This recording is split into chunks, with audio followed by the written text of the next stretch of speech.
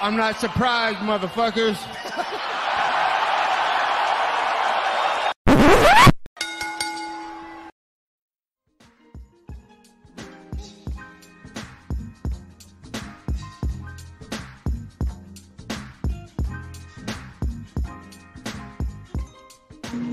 What is up, ladies and gentlemen?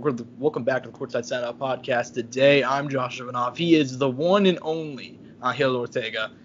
A lot of stuff to talk about today. UFC Vegas and UFC Vegas. There's actually nothing to really talk about this week, so we have some fan questions. Some of you guys asked some stuff on Twitter and Instagram that we're going to go ahead and talk about.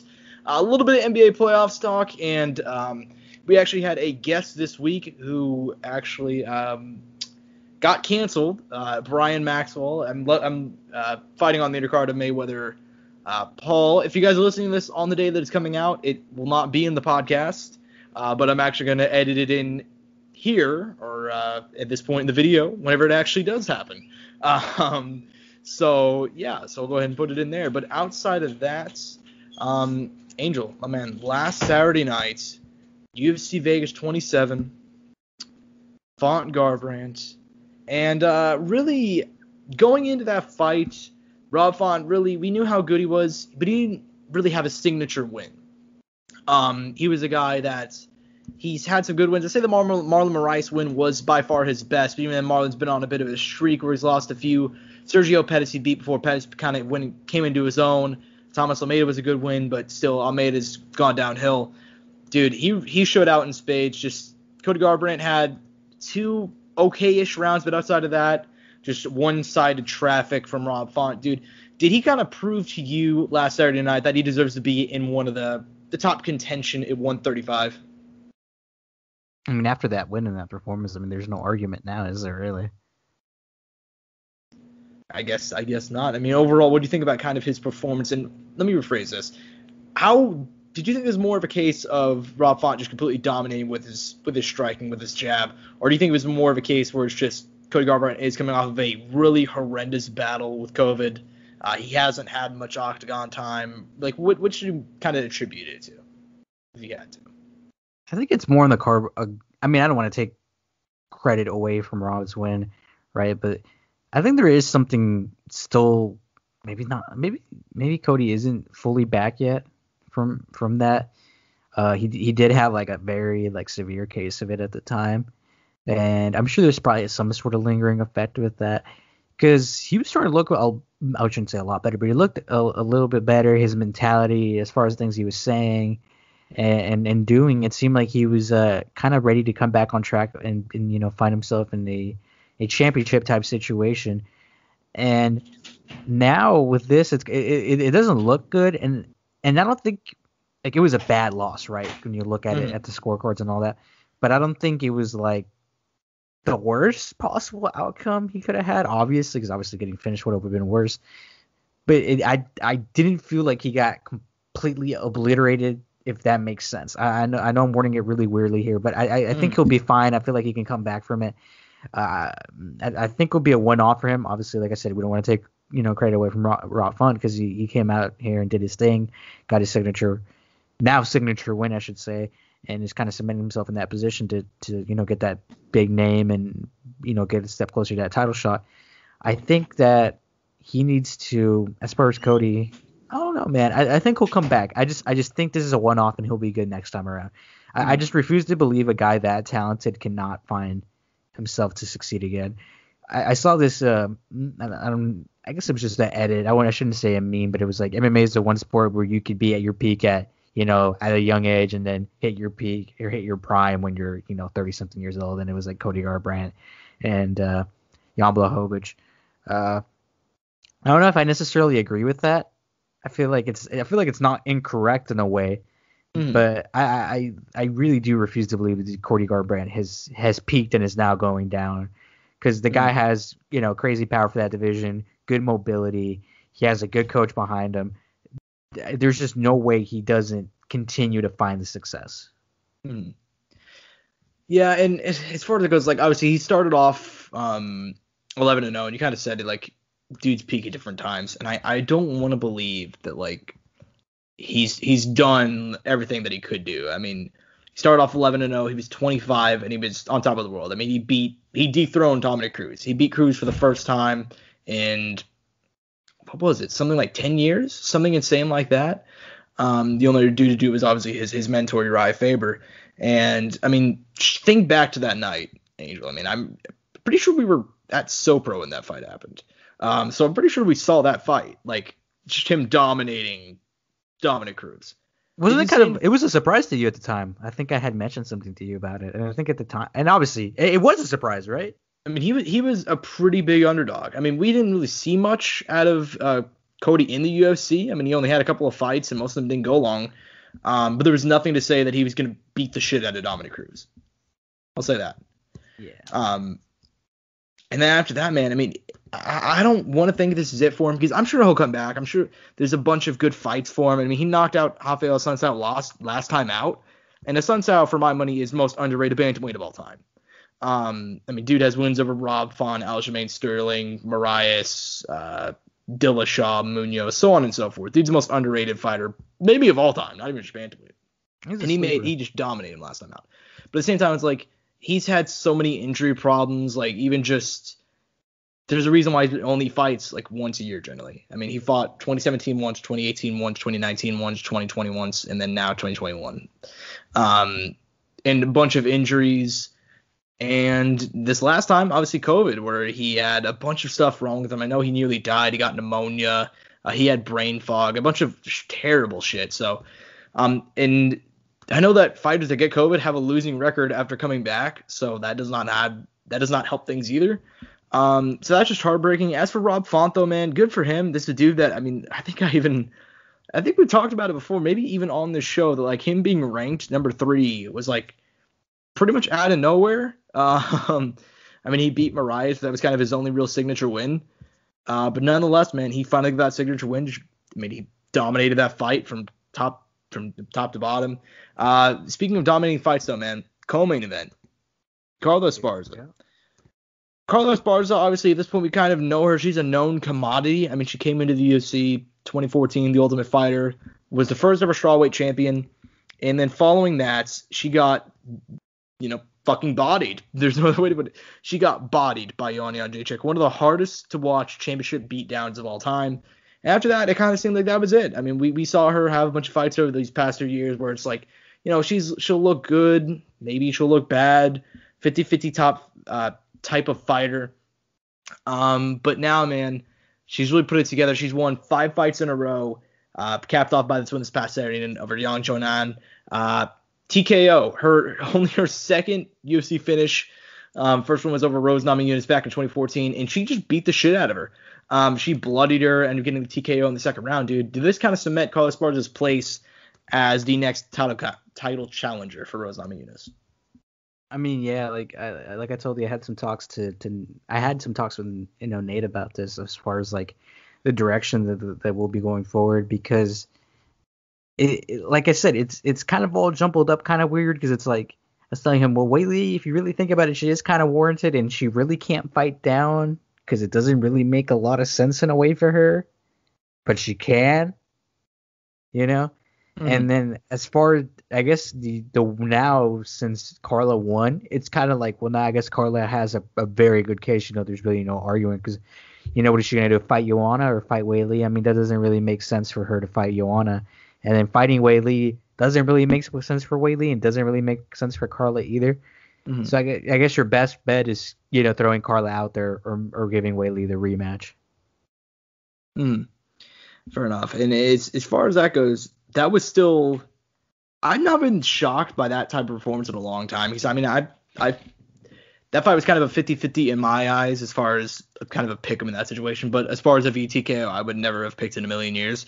Just how shocked were you, honestly, by kind of as far as actually getting the finish? I was surprised. I thought Yams would be able to pull it out because she had a very good trajectory. I mean, the names she had piled up in the coming years were good names. I mean, Viviana Pereira, we had she not too long ago, but it was a solid name to have under her.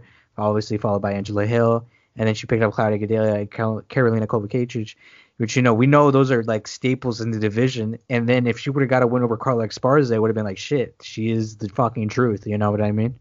Mhm. Yeah, and I still think she is the truth. I mean, as far as it goes, maybe it was too much too soon. I mean, maybe I don't know. Honestly, she's won 3 fights in a row. Claudia Gadelha, Karolina Kowalkiewicz, and then Angela Hill. That's basically as bad of a 3 fight, as good as a 3 fight stretch you could have. But at the same time, man, that was pretty much out of nowhere. I mean, I don't know the betting odds, but I really don't think Esparza was favored probably at all. Especially not a finish. Not at all. I mean, I think Someone I made saw some the numbers money on that one. It was like if you bet 1,000, you would have won 5,000 back. Shit. Something Someone along made those some money. lines. Someone made some money. Let me go ahead and say this. So it's kind of up in the air as to who it's going to be, whether it's Weili or Carla. Did this make you intrigued at all in a potential Carla Rose 2 fight, or just not? Did it really move your mind at all? I mean, I don't have an issue with it. I mean, she's finished Rose. I mean, she literally beat Rose, and I mean, it's not like Rose hasn't lost before, but you know what I mean. And Yeah. And that's her only other like that means something. You know what I mean? Mm-hmm. And then and Rose is a very mental fighter, I think, in a way. I feel like a lot of her emotions kind of dictate a lot of things that happen in there, right? How she's feeling, if she's confident with herself, her out life stuff that's going on affects her performance. And I feel like her fighting Carla would be kind of an interesting thing to test her, right? Kind of mentally and obviously in there, right? Mm-hmm. And obviously Carla herself wants to test herself again and see, hey, can I be a champion again? Can I hold that title again? And I think that'd be kind of interesting to see Rose kind of go through and be like, shit, this is the girl who finished me. You know, she was the first champ at this weight class, took what I could have been, you know, and now I'm here. And she's kind of changed her mentality of like, you know, I'm the best, you know. So there's a good storyline going into that. But like I said, there's still a lot of question marks with Weili because, like I said, doesn't really make sense for her to fight down. The way the fight ended was so sudden. She defended the title. She gave you a stellar match. It's kind of hard to believe that, you know, she can't perform again after one loss, and it was a very sudden finish, you know? Mm-hmm. And as far as that goes, man, I mean, I don't have a problem with either fight. I think that there's arguments to be made for both. I think people that are dismissing one option or the other, particularly people that are dismissing like Weili, is really dumb, honestly. I think that fight ended so quickly, so suddenly. She hadn't lost in 20 fights. I mean, we've seen worse happen. Worse like immediate rematches, but at the same time, personally, I'd give it to Carla. But at the same time, I see the argument for both ways. I mean, I did say this, Josh. The last time Weili lost, she won 20 fights straight. What do you think is going to happen now after her losing again? You know what I mean? That means something. So, you know, that's something I'm always like very intrigued about myself. Which, you know, people could be like, well, it was her first fight ever. I'm like, yeah, I know, but that just goes to show how hungry she was afterwards. Well, and that's also like a weird thing. Some people just lose their first fight. You'd be surprised how many greats have lost their first fight. Oh yeah, Chris Cyborg, Bernard Hopkins. Yeah, I mean, there's multiple. There's many people. I know there's Chris was like the first one that came into my head. Mm-hmm. Did Amanda lose her first fight? No, did she? I might be wrong. They almost always lose in their first 2 or 3 though. That one's almost a given. Yeah, there's a lot of people who have lost early on. It's not uncommon. So it's just kind of like, you know, well, she'll be back. Weili will be back, and like I said, if she has to fight down, I mean, I'll be, you know, it kind of sucks, but you know, I guess if they go the Carla route, there won't be any choice. If she does fight down though, Josh, because we know Carla's gonna have to go up regardless. Who does Weili fight down below her? I honestly couldn't even tell you. I literally have no idea. Because I almost feel like at this point, now that we kind of pieced it all together, it's gonna happen. You know, she's gonna have to fight down. I'd say Tatiana Suarez, but she's coming back this year. She's fighting at flyweight. I know she's making a weight change. I was gonna bring that up. I know. So I have no idea. Like, I mean, you can take a look at the rankings real quickly. I mean, looking at it, Joanna, they're not gonna do a rematch with Joanna Weili. I don't think so. No. Who's she gonna fight? That's the crazy thing too. Who's Joanna gonna fight? She's in a weird spot herself. Yeah, Marina and Mackenzie are booked. Maybe Nina Nunes, but I don't know. Claudia Gadelha, maybe. Maybe the winner of that Mackenzie Darren fight gets Weili, because obviously Weili's gonna take time because of the finish, you know. Yeah, we'll see, man. I mean, it's interesting. That's 115 is such a good weight class right now. Oh, man. It is. It's the most competitive women's weight class right now. It's not even. I mean, it's always been kind of the best weight class, but like, damn, it is so much fun at the top, dude. I mean, you can make a damn good case, I think, for. I don't want to say the top 6, all the top 6, because after that fight, seeing how Yan Zhanao's wrestling is, I don't think she could be champ material. But like everybody outside of her in the top 6, I could see them being champ within the next year. Shit, you don't know? You should go to Dagestan and pick up some skills real quick. Yeah, fine. You know what? I'll include her. I could see Rose, Zhang Weili, Joanna, Carlos Barza, Yang Jianan, Marina Rodriguez, or Mackenzie Dern all being champ within the next year, depending on how the chips fall. Isn't that crazy? It's just saying, 'cause I can't think of another weight whoever class beats everybody in that weight class, I mean, shit, you know how good that person's going to look? I know. I mean, I can't even think of another weight class like that. Maybe, I can't even think of one. Maybe 155. Even then, probably not. So I don't know. I feel like it might be one of the lower weight class, like flyweight, bantamweight, and men's. Because I feel flyweight. I feel like a lot of people sleep on. I know like Davidson's like the end all be all for a lot of people, but I'm like, dude, there's a lot of guys that flyweight. Got some bangers, dude. I mean, Moreno's amazing. Askarov, dude, he's the dude who's getting screwed by this whole rematch situation. I would have. That's okay. Not because it's undeserved, but you know what I mean. He'll be there though. He's Pantoja, Perez. I mean, there's so many good fights. And shout out my dude Sue Matajiri. He's at 13.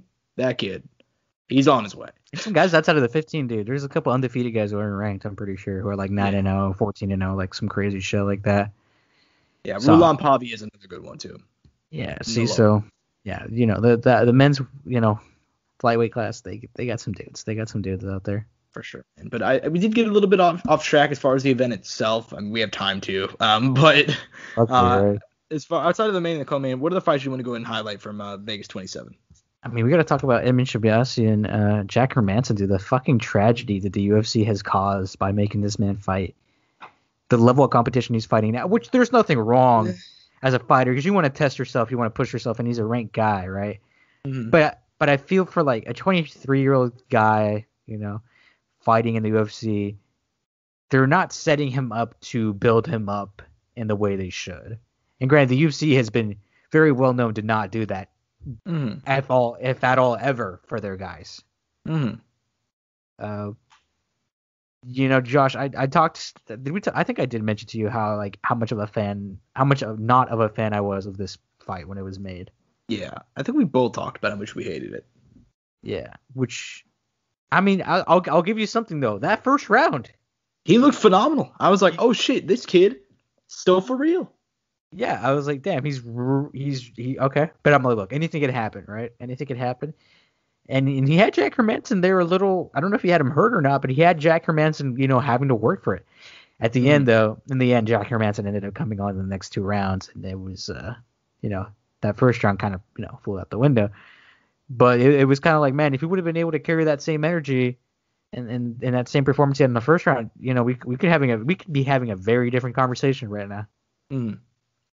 And look, man, it's heartbreaking because he looked so good in that first round to where I'm like, oh yeah, this kid, he's still champ material. He still is legit. Well, I mean, I was like, I was watching it live and I was like, oh, we'll still have to see how this goes in the later rounds. I was like, damn, this kid, he's still legit, man. And then, what happened? The same exact thing that happened the previous fight. I mean, against Brunson, I still think Brunson took round one of that fight. I mean, I don't think he looked good at all against Brunson.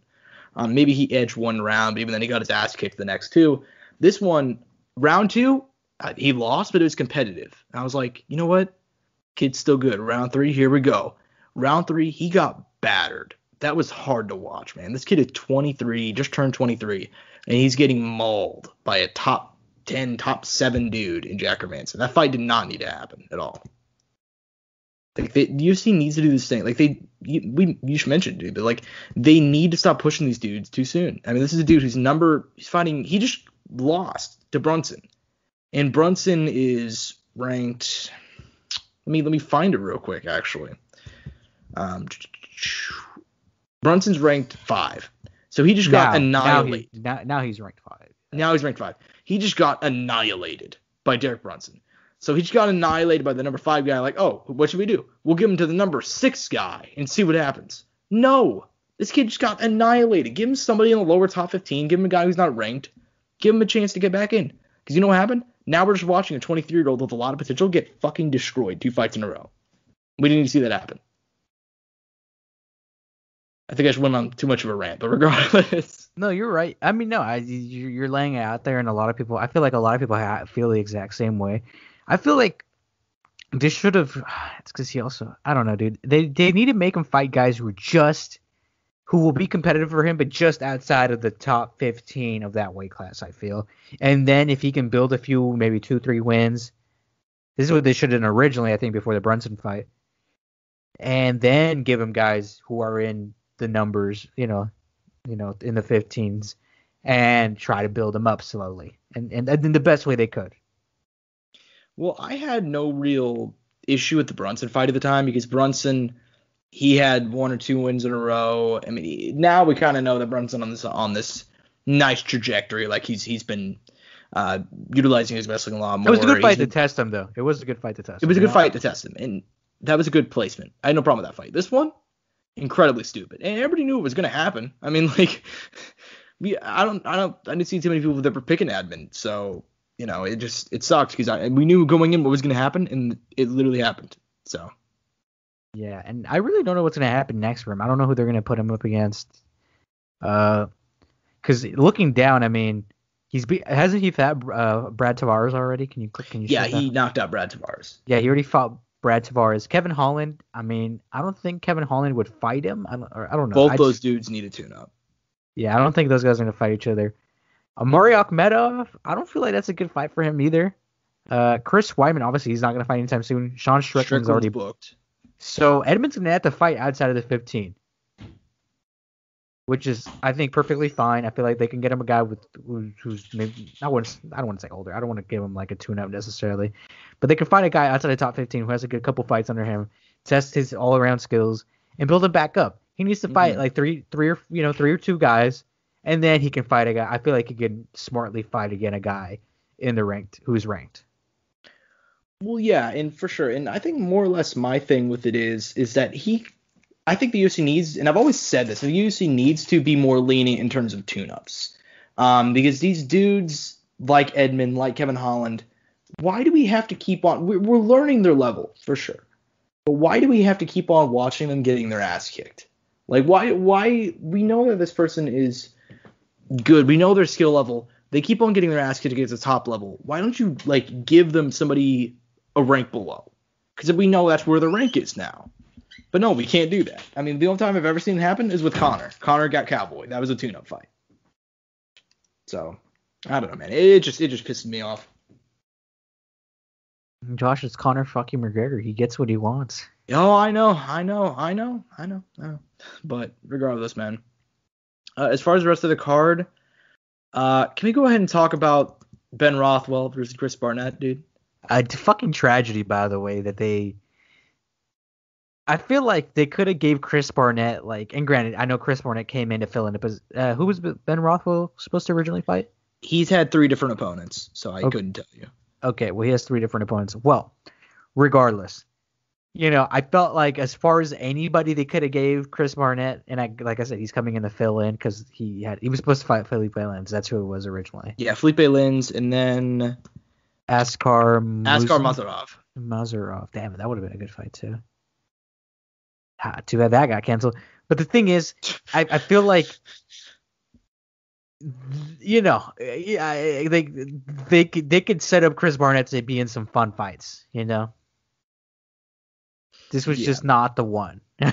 Well, and I'm sad that I missed last week because, I mean, I'll talk about why I missed last week at the end of the show. But yeah, dude, this man, I would have spent half an hour hyping up Huggy Bear, dude. Chris Barnett, Huggy Bear, arguably the most meme-worthy fighter of all time.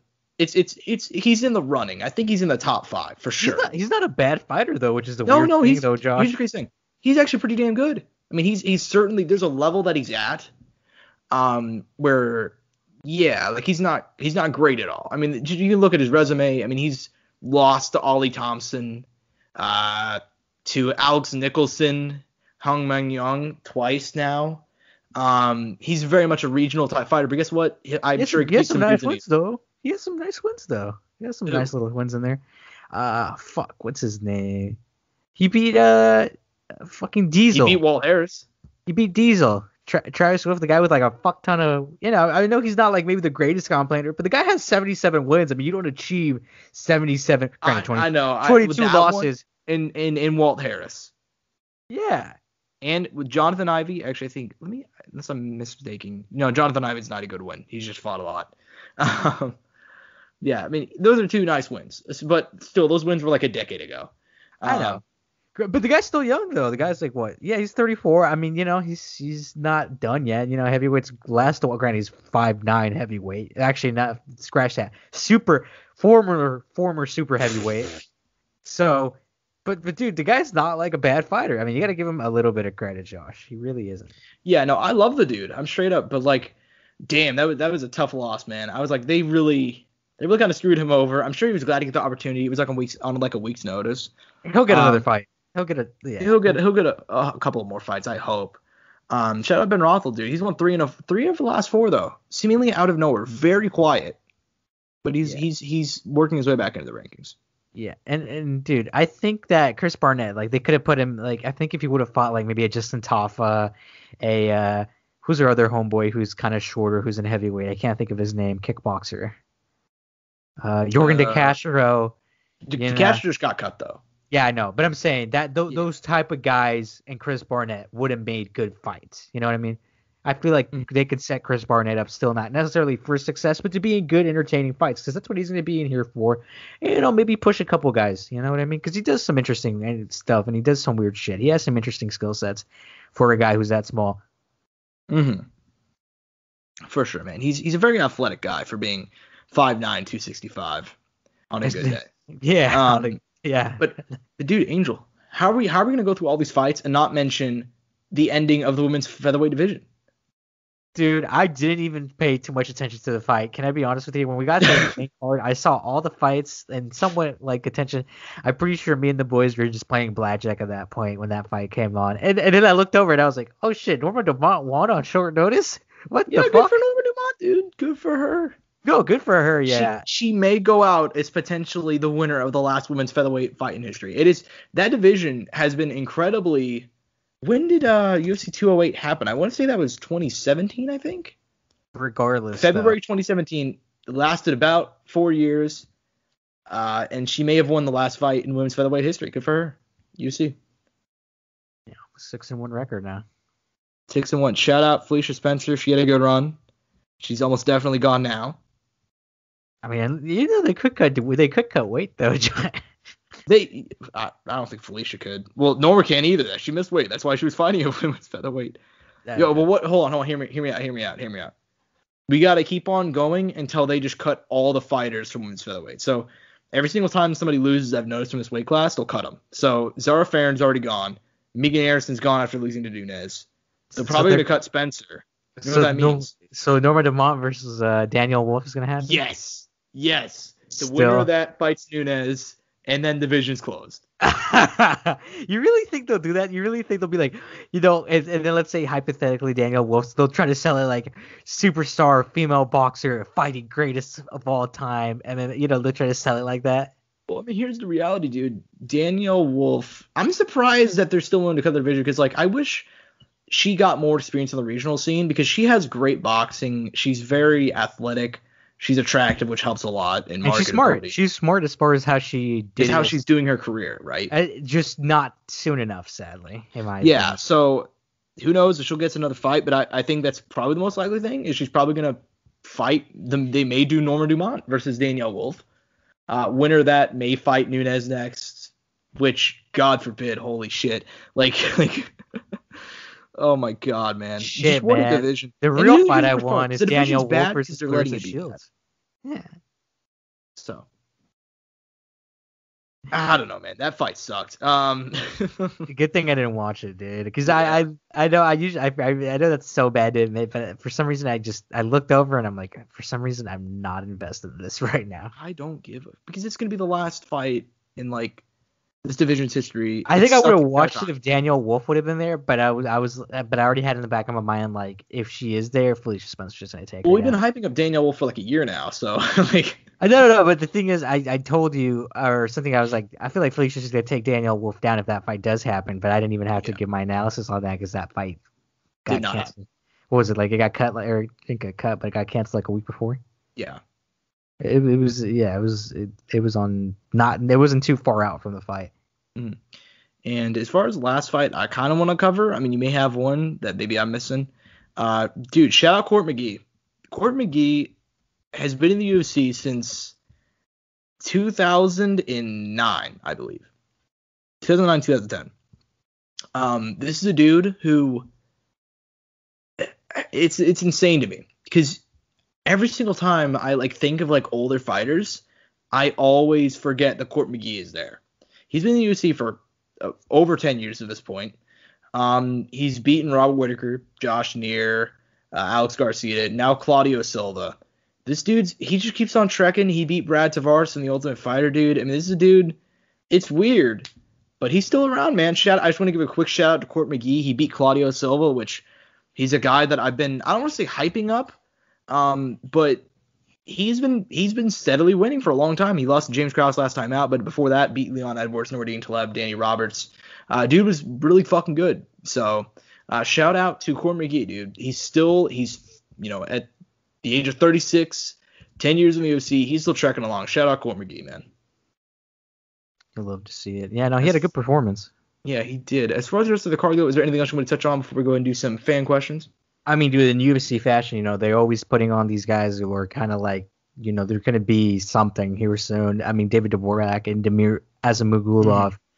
I mean, dude, they both had, obviously one had a finish, one had a good performance. Damir kind of worried me there at the end because he started kind of he didn't let himself get, but he started getting hit a little more clean from Rafael, and it was a bit it's kind of weird because you're doing really fucking good. You're running away with this with no fucking doubt, Mm-hmm.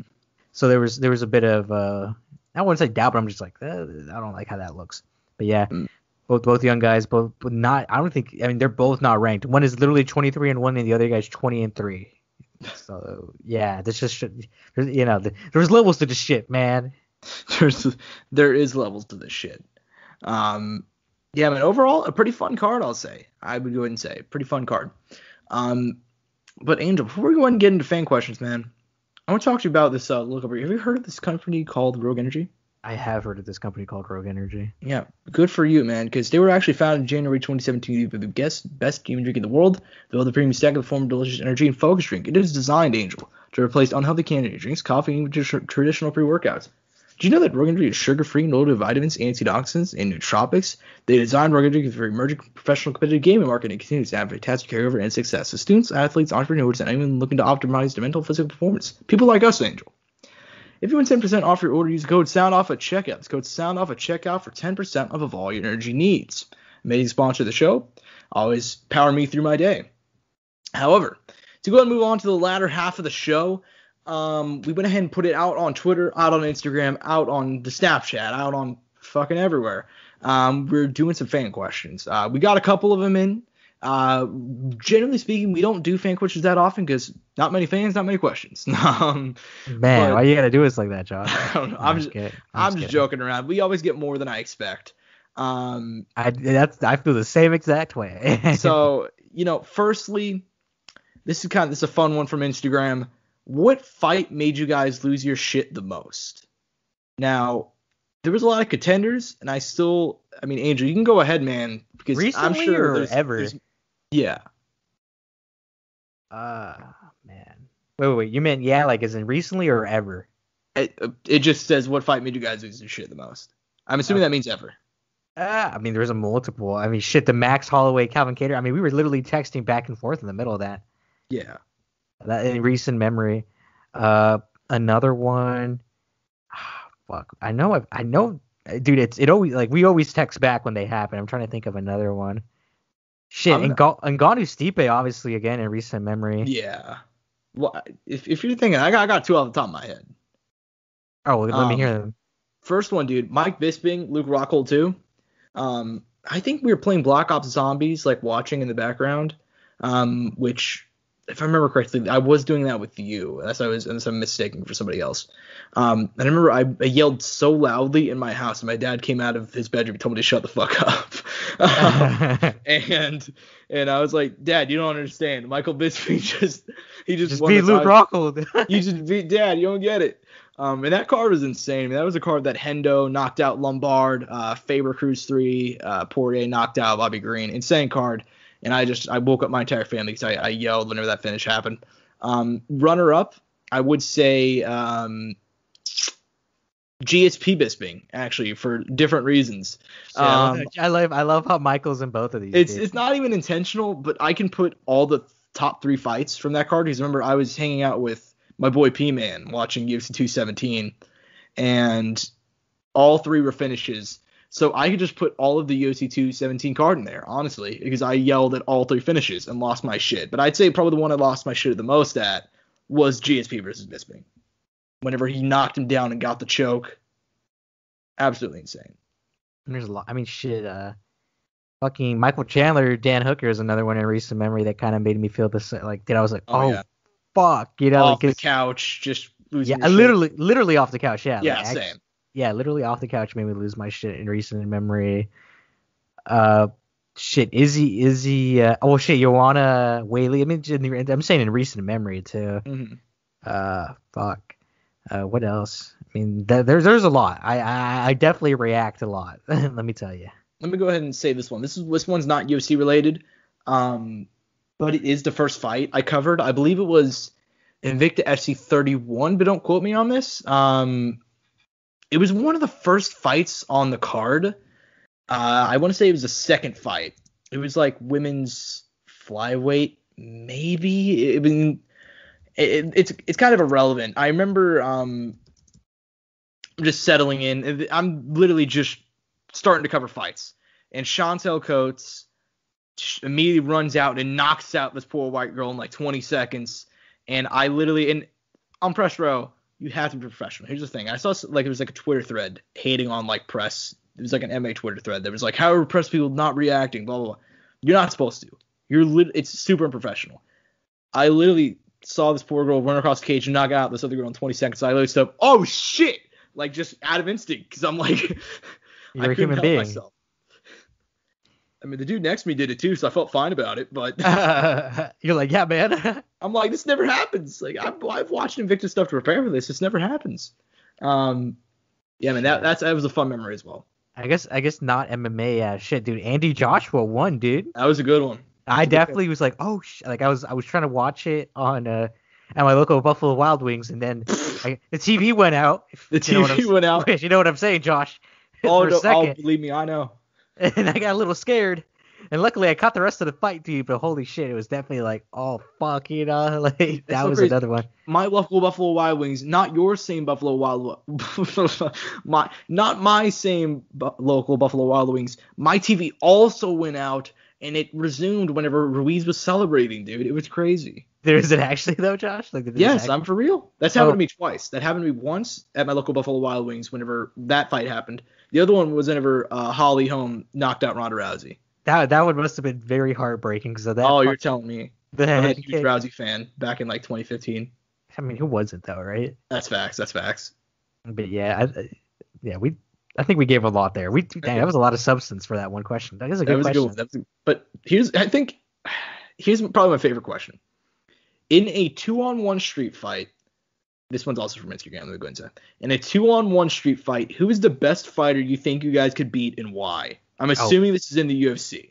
Shit, it has to be someone smaller than us, Josh. So it has to be. Now, has to be like a flyweight or. We can cross off a couple names immediately. CM Punk for sure.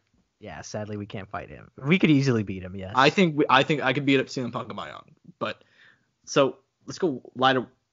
They didn't say women, so we're just gonna. No, just kidding. Come on, Josh. You can't do we could totally beat up Misha Tate. No, that's I don't want to get canceled. Let's put that one out of there. Okay, so we gotta talk about. So I think what makes sense is continuation from him. Right, as far as CM Punk. So Mickey Gall. I think we could beat Mickey Gall. I think we could beat up Mickey Gall 2-on-1. Yes. Don't hate Mickey Gall, but if it's, no, I love Mickey Gall, but it's 2-on-1. Okay, so we need to upgrade from Mickey Gall. Who's not above Mickey Gall? Mike Perry? Fuck, man. He's knocking one of us out, Josh. He's for sure. Mike Perry would beat our ass. So we got to come back down a little bit. Hold on. But who else Mickey Gall lost to?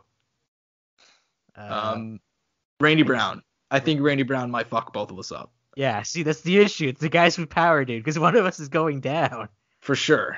That's what I'm telling you, John. I feel like it has to be a flyweight. I feel like we can take hits from one flyweight at least. Let's go back. Okay, well, that's 170. I think 170, if we're talking heavyweight classes, I think 170 would peak out at Mickey Gall.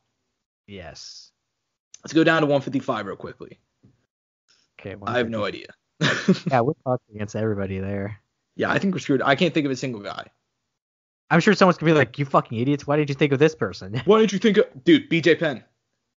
BJ Penn now, yes. Yes, absolutely. I'm not sure if he's still signed to the UFC, but yeah, we could totally beat BJ Penn.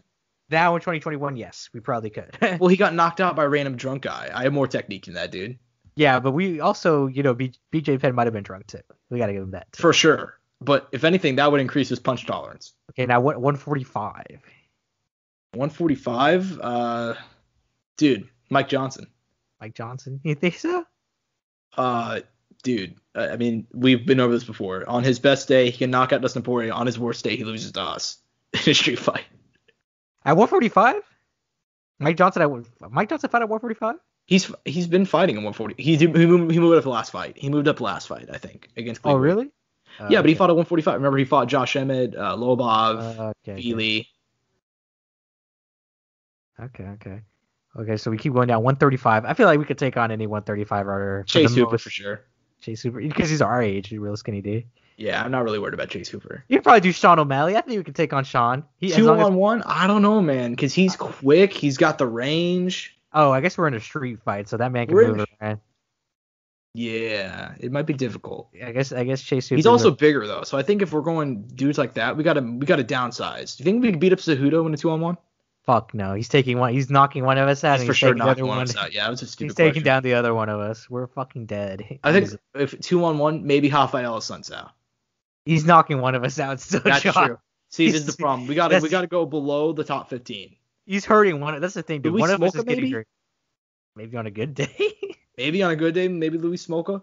Okay, here's the definitive ones we got down: CM Punk, Mickey Gall, Chase Hooper, BJ Penn. Yes. So we'll go with those four. I think that's a strong answer. Yeah, because once we get past 170, we're kind of fucked. Now, Angel, here's a better question: in a 2-on-1 fight, what's the biggest animal you think we could both beat? Biggest animal? Yeah, for sure. Oh, we talked about this not too long ago. I forgot what I said. Fuck. Do you think? Okay, well, let me rephrase this. It's not a street fight. This is a fight to the death. Against the bear. You think we could beat? What's the size of the bear though? Probably. Is it like one of the bears that Habib fought when he was a kid? Oh, we could definitely beat one of those bears. I'm confident. I'm thinking maybe a chimp. With luck, if she doesn't rip her dick off. In a fight to the death, I think us 2-on-1 could beat a chimp. It's a hard fight, dude. That's sharks are. There's some big sharks, Josh. We could beat a shark. Granted, if it's in the water, I'm fucked. Well, yeah, I mean, like I'm saying, like I in the could totally sea, beat up a shark on land. That's what I'm saying. In the sea. You know what I mean? Like if we were like in a smaller body of water, you know what I mean? You can't swim.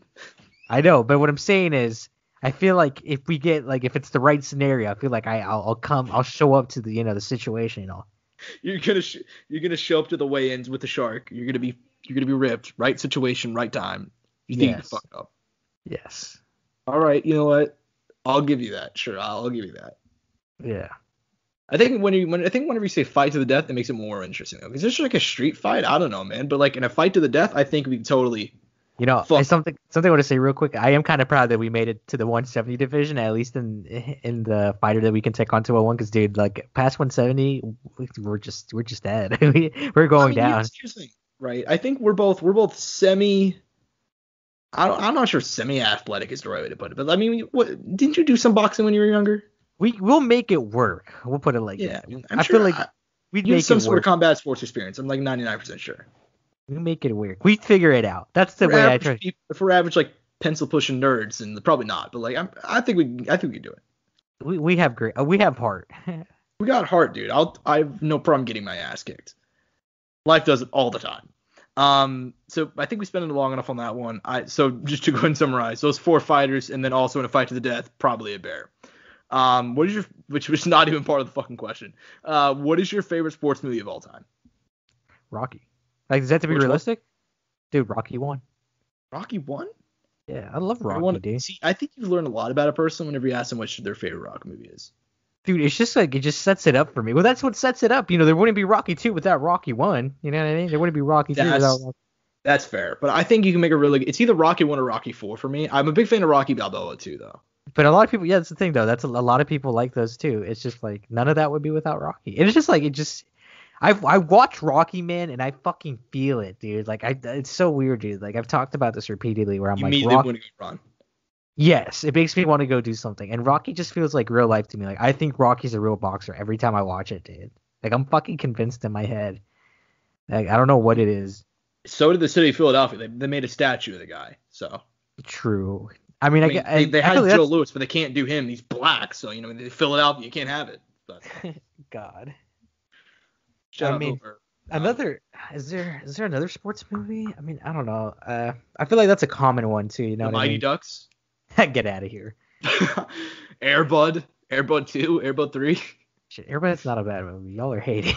The trilogy. But what about you, Return Josh? of the King. I want to hear yours. See, well, let me rephrase. The question actually says which TV show / movie. I just said movie because I can't think of a sports TV show, but I thought about it right now. Kingdom, yeah, I mean Kingdom was good too. Kingdom was phenomenal. But Josh is like a super mega nerd. He's like you were doing on like Never Back Down. Never Back Down, dude. Never Back Down 2 was so much better than Never Back Down 1. But look, Never Back Down 1 sets it up so well. Here comes the boom. With Kevin James. Oh man, that's not a bad movie though. Real Steel. Now I'm getting into the Lucha Libre, Blades of Glory. Blades of Glory. I'm actually changing my Josh. Blades of Glory. Blades of Glory. We're Speed Racer. Dude, the most insulting thing anybody's ever said to me. So, you mentioned Real Steel. I was hanging out with my girlfriend's brother, and we were about to watch a movie. We were going through Netflix. He goes, "There's Real Steel. You want to watch that?" And I'm like, "Why would I want to watch that?" He's like, you like boxing, and I'm like, "Dude, these are fucking robots." I like this is not movie though. It's a good movie, Josh. Don't fucking hate. I know it's a phenomenal movie, but just the implication that I would have to like Real Steel because I like sports. I almost think it would have been more insulting if he would have said, "Let's watch Never Back Down." You know what I mean? I will never be insulted by watching Never Back Down, though. I mean, I love Never Back Down. So now that you said Blades of Glory, we're just opening it up to like all sports. Is there like am I allowed to use like High School Musical because they dance in that, and technically dancing is like some sort of like a physical activity? Is that a thing? Am I allowed to do that now? Because if so, I'm taking High School Musical 3. I mean, it was the best one. Josh is like, actually, fuck that. I'm taking Karate Kid. Karate Kid. See, but, oh my God, we're moving it. We're moving the goalposts. This is the problem. We're moving the goalposts. But then it's like, This is a good topic, man. I don't think whoever submitted this question didn't expect us to think about it like this, did they? I mean, not at all. I didn't expect this. Am I allowed to? Okay, so you just did Karate Kid because that's martial arts. Am I allowed to go IP Man with like? You talking about Ip Man? Yen? Yeah, why are you gonna insult my guy like that, Ip Man? Shit, I mean like Well, Josh, now that we're getting into that shit, I guess Into the Dragon. Into the Dragon. Am I allowed to pick Walker, Texas Ranger, because Chuck Norris did karate? Well, I don't see. Fuck, dude. I mean, Batman. I mean, he does martial arts, doesn't he? Like, dude, we're really just like this person really let us open this fucking. But on that note, I mean, you really have to go. If we're talking about this, we got to go World War II with Chuck Liddell and Randy Couture because they're both MMA fighters. Oh my God. And there's hand-to-hand combat. It's an unreleased movie, but I'm picking All-Star Weekend even before it comes out. All-Star Weekend. See, I'm excited for that movie. So we can't talk about it though because there's a lot of uncancelable things in it. Oh my God, dude. Anyways, have you ever seen the movie The Comebacks? Fuck it, I'm picking The Comebacks. The Comebacks. You've seen it? Yes. No. You know what? The greatest sports movie, The Wrestler. I think that's what it's called, with Mickey Rourke. I think that's the movie. Came out in 2008. I'll just decide though, Josh. What movie are you picking? I'm actually gonna stay on The Wrestler with Okay. Mickey Rourke. That was actually a fucking phenomenal movie. Yeah, but I'm a sucker for Rocky, but there's our meme ones. Like I fucking Blades of Glory. I mean, I fucking love Karate Kid. Don't get me wrong. Never Back Down. Never Back Down 3. Return of the King. Fucking. But yeah, we laid that one out pretty well. I'm happy. That was another good question. Thank you. Shout out Todd Duffy, dude. With I forgot he was in that. Dustin was in that too, wasn't he? Wasn't Dustin Poirier in Never Back Down 1? Let me check. I think he was. I know Todd Duffy was in it because like somebody clipped it and just like him fucking up a line and they just left it in. Dustin's in it. Yeah, dude, he's in it. He's fucking. Wait. I never realized. Hold on. Wait a minute. Evan Peters is in it. Evan Peters is like a really good actor. Damn, I never realized that. What are you trying to say? What are you trying to say, Josh? I'm not sure. Dude, you already know he plays like the prototypical like nerd who's the friend of the guy who wants to be the hero of the movie. Yeah, I mean you're right, but dude, I haven't seen Never Back Down. Funny enough. You're joking. I haven't. I'm aware of Never Back Down, but the thing is, since I watch MMA now, I don't want to watch like Never Back Down and be ruined by it. Angel, next time we hang out, we're watching the Never Back Down trilogy. I have it on my Netflix though. I have it all on Blu-ray. I mean, are you being serious? No, I don't. No, I'm not serious. God, but yeah, dude, Dustin Poirier is in Never Back Down. Well, Never Back Down. I never realized. Never Back Down, No Surrender, the trilogy. Much like Godfather 3, it's the best one. I didn't realize Josh Barnett is in that. Josh Barnett is like the last person I would think would ever be in a movie like Never Back Down. That's funny. That's so weird to me. Good for him, though. Good for him. For him. Okay, anyways. Next fan question. With Beneil Dariush hitting the top 5, do you guys think he could ever be champ? Or is he champ material, so to speak? I think he gets touched too much on the stand-up. For a lot of the guys at the top who kind of are very sound when it comes to that, like the guys who achieve that. I mean, it doesn't mean he can't improve upon it now. But I feel like I see him fight, and I'm just like, this guy gets touched too much to, like, be champ right now. But it doesn't take away from his... I think he could be. I just don't see it. You know what I mean? And look, I think one of the things about 155 is... it's very competitive. It's very competitive. I think he could be champ. Let me say that. I think he could be champ. However, he definitely need the right matchup, dude. That's the thing, too. I could see him beating maybe... Let me rephrase. I think he could beat Oliveira, absolutely. Mm-hmm. I think maybe he could beat Dustin. He could maybe beat Connor, maybe beat Chandler. But would I pick him? Probably not, honestly. I mean, he's ranked number 3 now, which feels a little bit high for me personally, but regardless, man, I mean, who knows? I mean, he's ranked number 3. He'll probably be in line for a big fight next, maybe against Gaethje possibly, who knows? But I'm just happy to see him rise up because Beneil's one of those dudes. Just like he's such a good dude, honestly. I'm happy to see him have success, but he could be champ one day. But I wouldn't bet on it. Yeah, neither would I. But now that you mentioned that Gaethje matchup, that's not actually bad because they can make that happen. And we kind of know at this point that Dustin Connor, whoever wins that, gets the title shot. And if they made Justin Beneil, I mean that guy's already gonna have to wait regardless. You know what I mean? They'll kind of already have their next guy set up after Connor Dustin. Which, not thinking about that, wouldn't be a bad idea. I kind of like that, Josh. I'm happy you brought that up. Yeah, for sure. Well, I mean, here's the thing. Everybody's saying Chandler Gaethje. Gaethje wants to get back in there sooner, and Chandler wants time off. So I think that's the thing that makes the most sense. I mean, Beneil hasn't said anything about having time off, unless I missed it. I think he might have because his kid's actually going to be born very soon. Jesus Christ, of course. So Gaethje's just going to fight himself, I guess. Yes, they're going to make a copy of him, and he's going to fight himself, which honestly would be a fucking fight of the year. Like, it's just... Yeah, it's going to be a war. Yeah, who the fuck knows who he's going to fight next? Shit, dude. He's going to make Paul Felder come out of retirement at this point. Oh, man. Man, shut up Paul Felder, man. I mean, I realize, like, there's certain things we skipped over, like, and I haven't been here in a couple of weeks, so, like, there's certain things that I've missed. But, man, shut up Paul Felder. I would have loved to see a Paul Felder Justin Gaethje fight. Actually, scratch that, dude. RDA is probably going to fight Justin Gaethje now. That's a banger, dude. That is a banger? Here's the thing, dude. Here's my unpopular opinion. Are you ready for it? Rafael dos Anjos with the right matchups, not fighting wrestlers, is still a champ at 155 in 2021. He can do it for sure. Theoretically, yes. But granted, that goes for a lot of people, right? You know what I mean? Yeah, fair enough. I mean, but you see my point, right? Like, I think so long as they don't give him like a bunch of wrestlers, or maybe Tony Ferguson be next one. Like Josh, theoretically, if Zabit never had to fight 5 rounds, he could be champ forever. He would be champ. And if Max Holloway only fought 5 rounds, let me rephrase. If Max Holloway fought with no rounds, he'd be champ. No round limit. He'd be no champ. round limit. UFC 4 style. Yeah, dude. That's the thing. It goes for a lot of people. So fair enough, man. We're both kind of on the same page. Like, possible, but not likely. Not likely.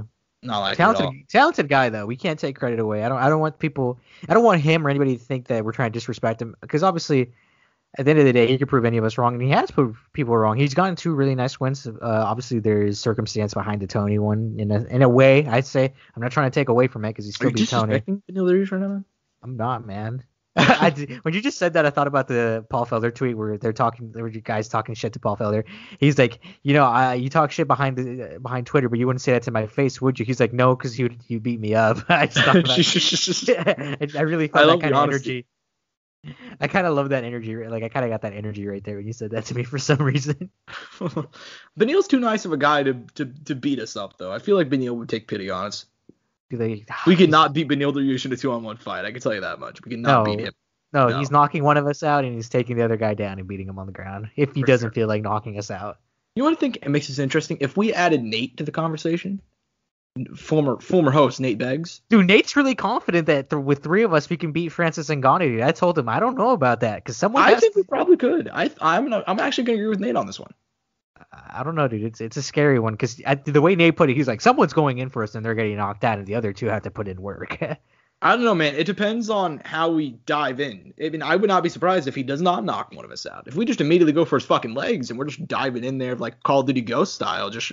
Oh, dude, let me say this. Me and Nate have had this conversation extensively, dude. And I'm the one. He's the one who up talks it. I down talk it.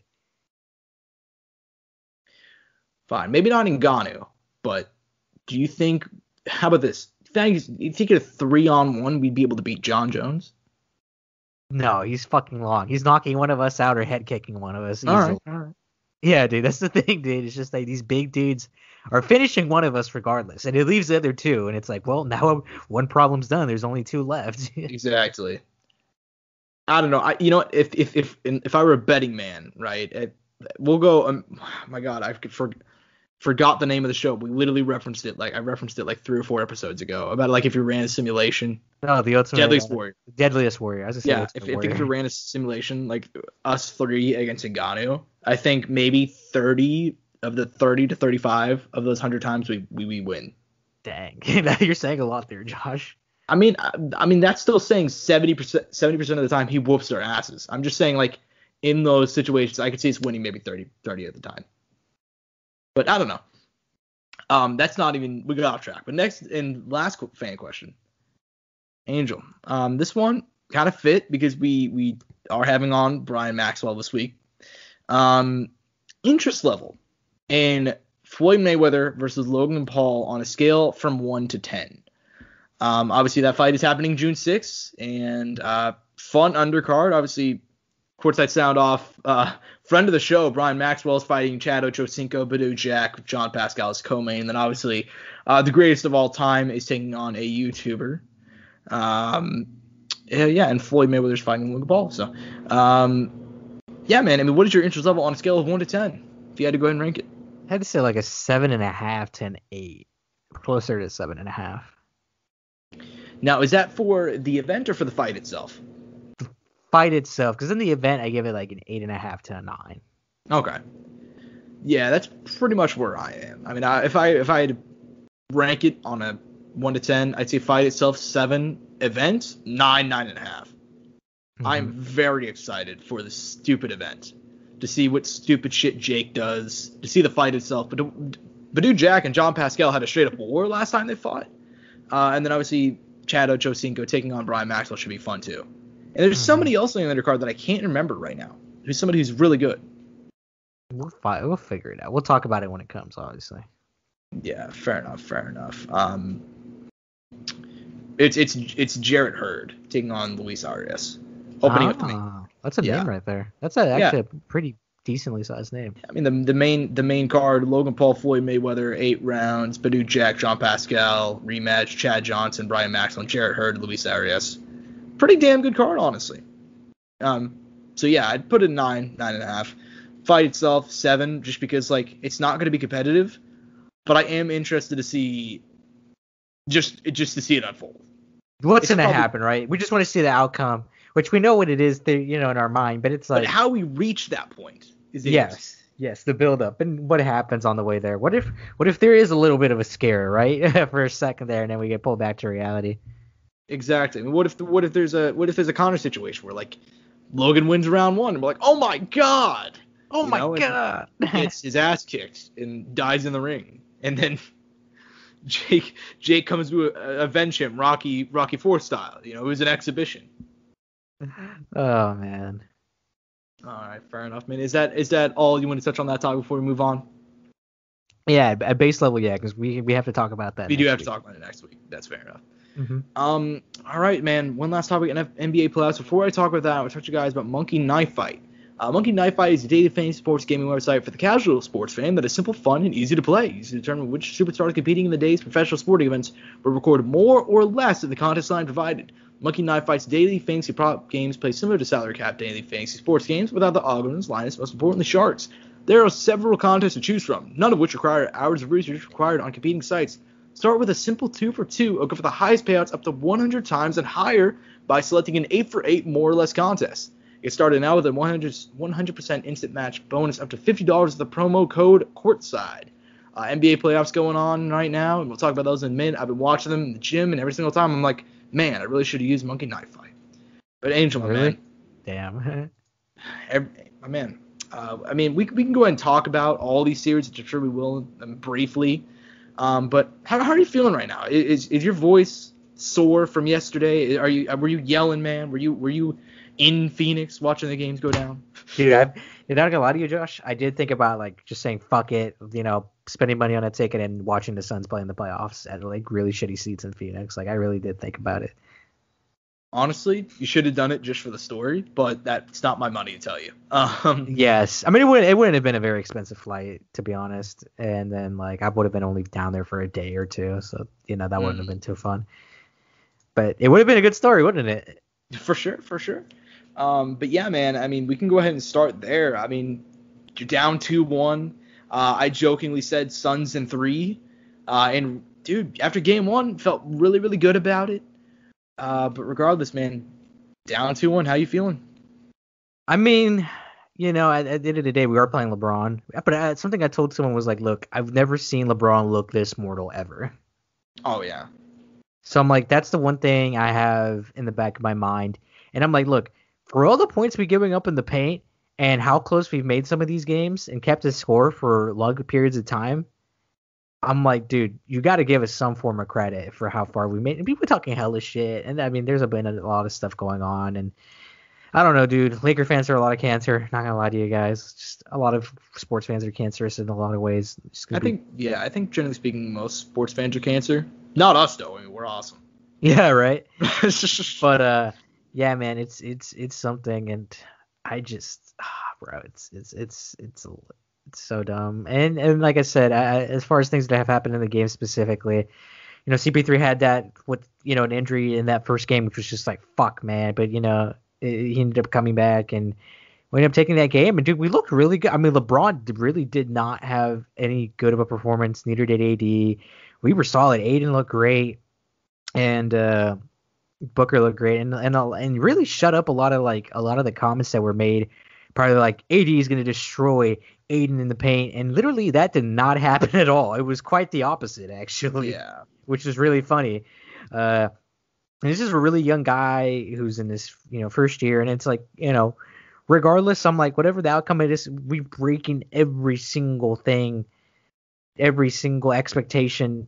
I can't really hate. Obviously, I want to see them perform. I want to see them get farther. I want to see them do their thing. But I'm like, look, regardless, I know LeBron is not seeing that trophy at the end of this year. Ooh. That's Well, one thing. Let's go ahead and go rapid fire on this, my man. I mean, we didn't get to give playoff predictions because obviously I was gone last week, but we can go ahead and go real quickly just because some of these series are pretty much already wrapped up anyways. I don't have the. Let me see. Pretty much, but we can go ahead and recap them or at least give our thoughts real quickly and as to how they're going to go, man. We can go ahead and start off with your boys, Suns, Lakers. How many games do you see it going? Do you think your boys come back? Fuck, dude. I'm just going to go 7 games. I'm picking my Suns, because I got to be a homer. I can't just give up on my team like that. You know what I mean? For sure, man. I completely understand. I'm going Lakers in 5. At least you're honest. But I could see it going down like that. I don't think the Suns are going to win, man. The momentum has shifted almost entirely from game 1. But I don't know, man. This is the NBA playoffs. You always think, this game is close. This team's going to come back next game, and we're seeing that in the Bucks series right now, to where it really doesn't matter how one game goes, so long as you show up the next night. Mm-hmm. I am still going to go Lakers, though, in probably 5 or 6. Mm-hmm. Next up, man, I just brought it up, so I guess we'll start there. Bucks Heat. You think a Heat win a single game? They're down 3-0 as of right now. They could, but I mean, if it's this bad at this point, like, what's even the point? You know what I mean? Yeah, I mean, and it's heartbreaking, man, because game 1 really close, and they've been shit canned the last 2 games. It has not even been close for 1 minute the last 2 games. So I'm gonna go Bucks in 4. I don't think the Heat will even. I don't think it's gonna be a gentleman's sweep. Mm-hmm. Moving on, man. We'll go ahead and go Denver Trailblazers because they actually played yesterday.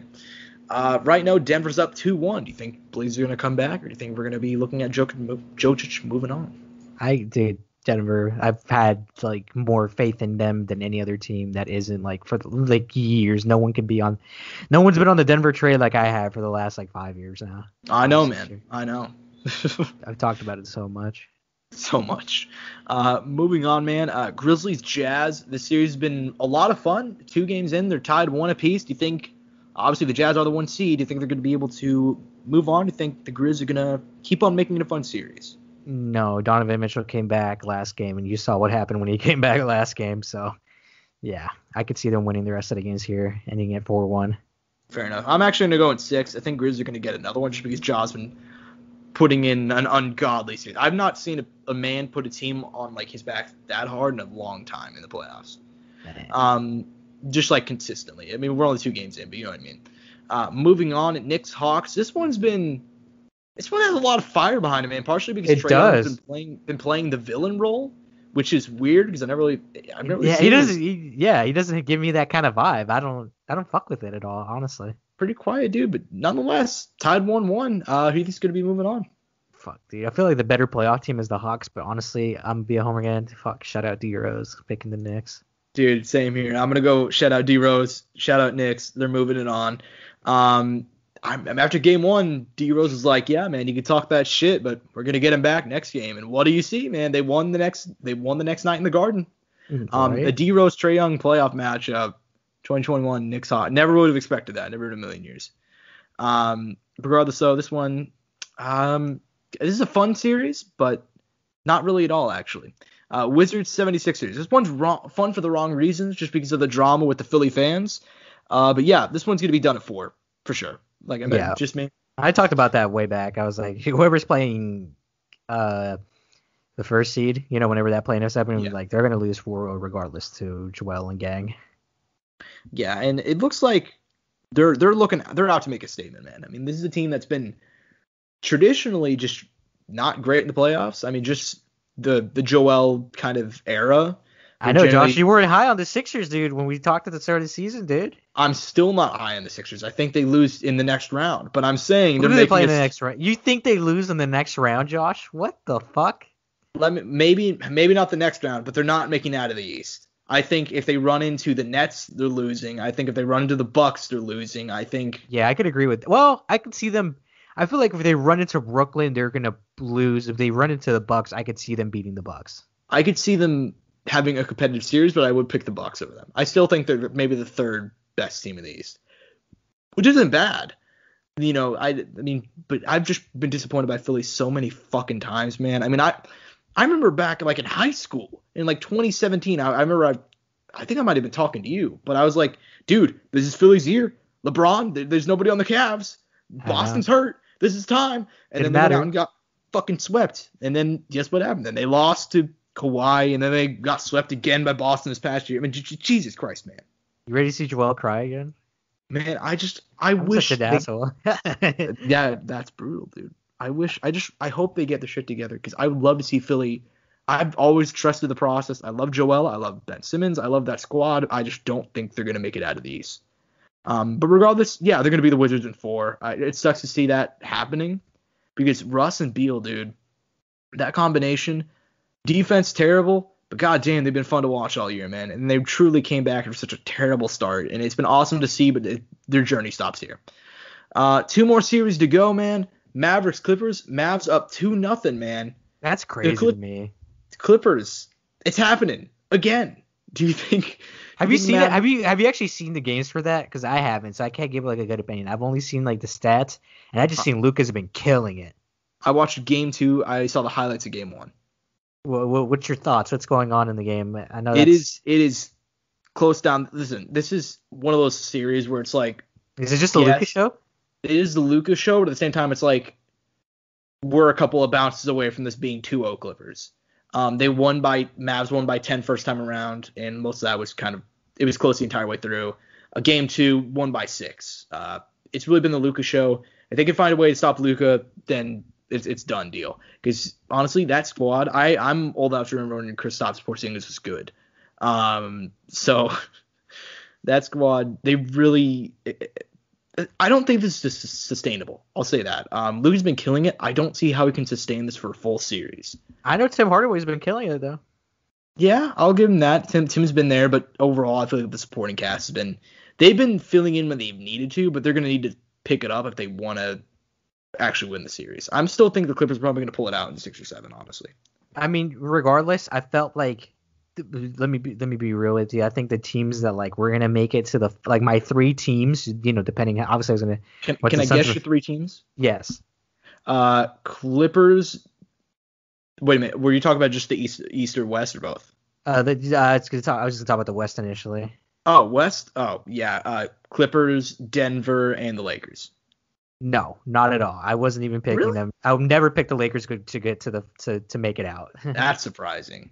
Yeah, like I did originally, but once we made it this far, like I was like, well, if the Suns make it through, they match up pretty well against everybody except the Jazz and the Nuggets. I thought that's how I felt. So I was like, it's gonna be my top 3 were the Jazz, the Nuggets, and the Suns. Because I was like, balls. I'm not sure why I didn't put Suns. Because I'm like, if the Clippers look the way they have in the playoffs with PG, I'm like, they're not gonna do it. And then once I saw like the downfall of Ron and like not like when he went down, I'm like, he's not going to come back 100%. And I'm like, this team isn't, for some reason, they just feel super vulnerable to me. And like I told you, I've always been high on the Nuggets. And just like matchup wise and everything I was looking, I'm like, these are my 3 teams. And I'm like, regardless, I'm like Jazz, Nuggets. I'm picking Nuggets. And then I'm like Suns and Nuggets. I'm like, that's going to be a close series, but I'm like, if I was being realistic, I'd probably be Nuggets, but I would say the Suns, obviously, if we were talking about it. And then if it was Nuggets Suns, I picked the Suns pretty confidently, but I think we make it an interesting series. Mm-hmm. And then and like I said, Nuggets and Jazz, I picked Nuggets very easily. So that's my whole breakdown on it. Fair enough, man. Fair enough. I am surprised you don't think it's possible for the Lakers to even make it to the finals. I mean, I don't like LeBron. That's true. I mean, I've been very clear on the show. It's very like, if you know me personally, and it's not like I hate on LeBron for being a good player. I just don't like LeBron. I just don't. It's Fair not a secret. Man. People are so confused by it. Some people get offended. I'm like, it's just like not personal. It's just business. I'm like, there's plenty of people in the 90s who fucking hated Michael Jordan with their life. You know what I mean? Like, yeah, for sure. There's nothing different now. It's like it's just our life. It's my rivalry. I just don't like LeBron. Fair enough, man. People seem to get offended when you don't like an athlete for some reason. I have noticed that. Yeah, I mean, because they have their stance. In this era, though, especially in this age, I'm very much like I'm loyal to my one team. You know what I mean? I do like watching other players, which is kind of more of a generational thing now. But it's like I'll always be loyal to my team, but I will dislike players who are, my competition. Yeah. Like anybody.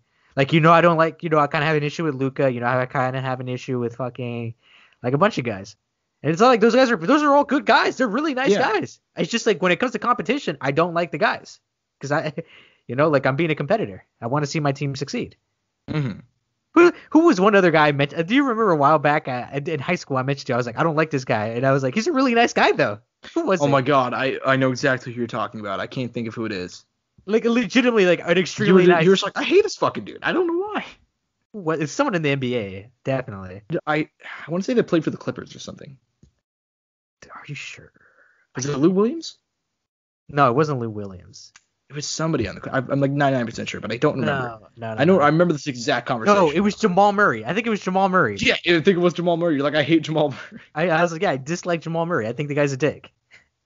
That is hilarious. But then I love Patrick Beverly. You know what I mean? I'm a villain, dude. Literally only you. You're the only person.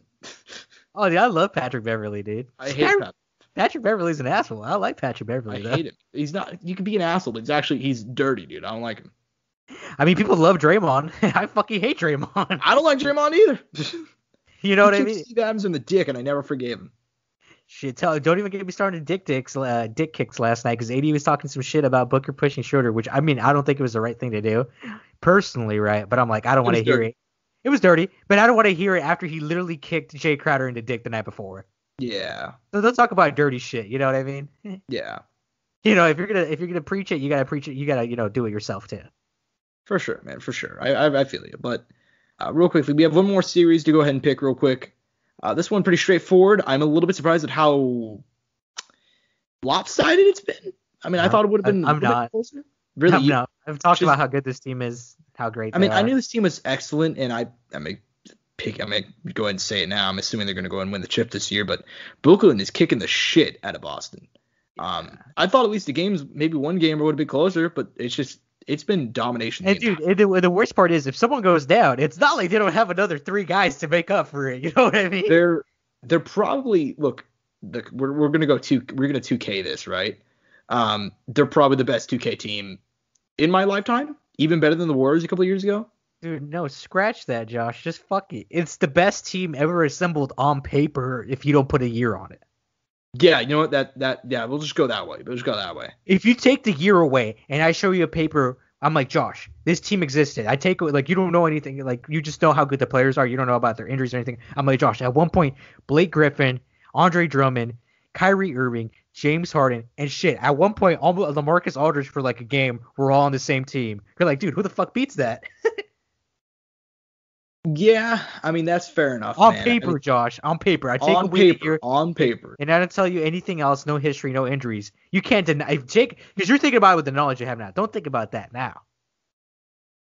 Well, and here's the thing, dude. It's like They were good before. They were good before. Yeah, all of these dudes came in. They made the playoffs last year. Yeah, they were good before. I know. So I mean, you thought Klay Thompson, Steph Curry, and Kevin Durant was nasty. This is fucking nasty too. I mean, like literally, it is so crazy, dude. I mean, and God, like,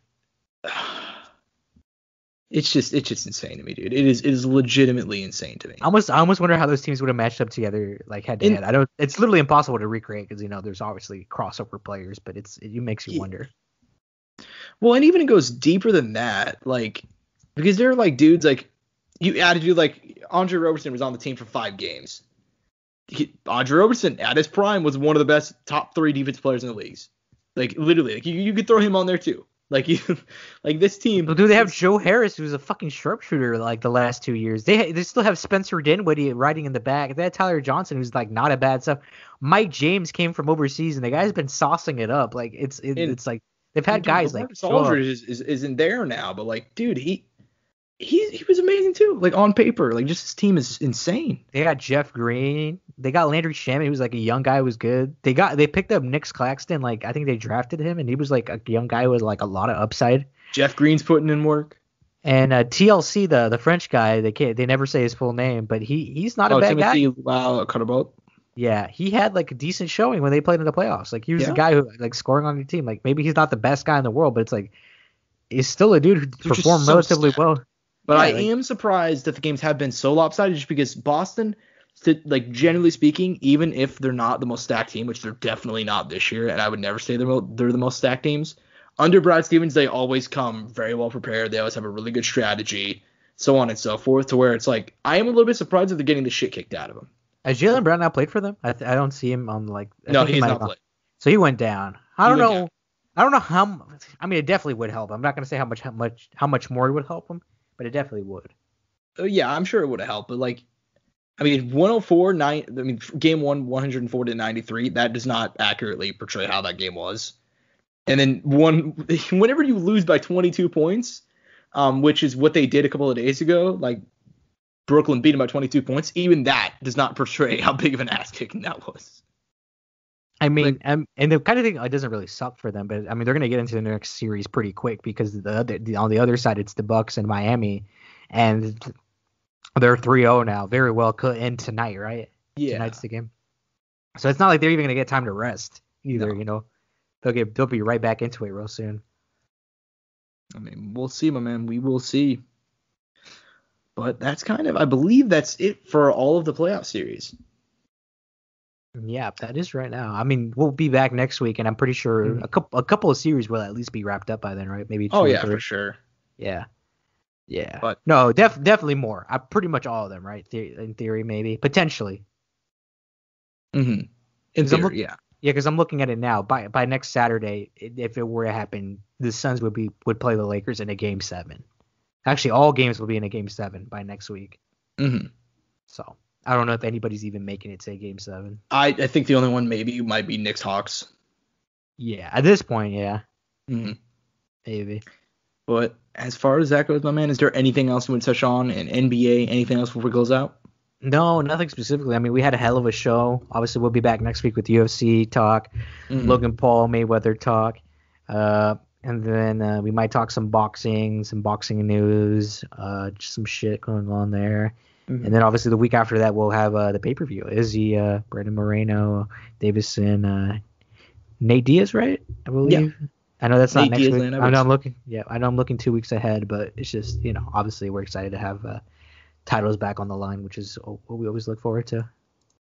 For sure, man, for sure. And yeah, man, it was a great show this week, back for the first time in 2 weeks. And obviously we will have that Brian Maxwell interview going up on the channel. I probably just actually will upload that just directly rather than edit it in. And yeah, I hope you guys enjoy the show this week. On a more of a personal note, I just want to go ahead and a lot of you guys know, I mean, pretty much, I'd say most people that listen to the show follow me at least directly, personally. And obviously know that like my father, who I've talked about before on this show, I think even a couple of weeks ago when we had fan questions, I said like watching the 2014 Sugar Bowl with him was like my favorite sports memory because Oklahoma was like underdog to 17 points. That's not the point of the story that matters. But I've talked about him before. He did pass away this past week, and I know a lot of you guys have reached out to me, and I want you guys to know I fucking appreciate it more than anything. I'm not be lying if I said it was easy. It was really unexpected, but I just want to say I fucking love all of you guys, all the people that have checked in on me over the last 3 weeks, everybody that's done stuff for me, hung out with me, checked in on me. I just want you guys to know that I appreciate it a lot, and thanks to everybody for listening this week, and thanks for always being there. I appreciate it. Love you guys, and I hope you guys enjoy the show. So peace and butt grease. Mouse click.